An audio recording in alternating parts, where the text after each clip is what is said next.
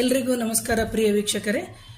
21 ದಿನಗಳಲ್ಲಿ ನೀವು ಮಾಡುವಂತಹ ಸರಳ ಪರಿಹಾರವು ಯಾವುದು ಅಂತಂದರೆ, ನೀವು ಕೊಟ್ಟಿರುವಂತಹ ಹಣಕಾಸು ಬರದೇ ಇದ್ದಂತಹ ಸಂದರ್ಭದಲ್ಲಿ ಮೊದಲನೇ ಕಾನ್ಸೆಪ್ಟು. ಎರಡನೇದಾಗಿ, ಪ್ರತಿ ಬಾರಿಯೂ ಏನೋ ಒಂದು ರೀತಿಯ ಮನೆಯಲ್ಲಿ ದಾರಿದ್ರ್ಯ ಎಷ್ಟೇ ತಂದರೂ ಸಾಕಾಗದೇ ಇದ್ದಂತಹ ಸಂದರ್ಭದಲ್ಲಿ ಮಾಡುವಂತಹ ಹಣಕಾಸಿನ ಸಮಸ್ಯೆಗೆ ಪರಿಹಾರ ಅಂತ ಇವತ್ತು ಹೇಳುವಂಥದ್ದು ವಿಚಾರ.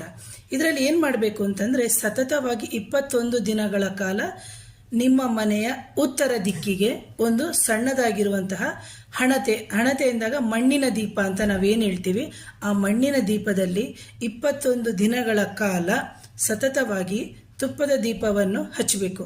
ಆ ದೀಪವನ್ನು ಹಚ್ಚಬೇಕಾದ್ರೆ ನೀವೇನು ಮಾಡಬೇಕು ಅಂತಂದರೆ, ಅದಕ್ಕೆ 2 ಲವಂಗವನ್ನು ಹಾಕಬೇಕು.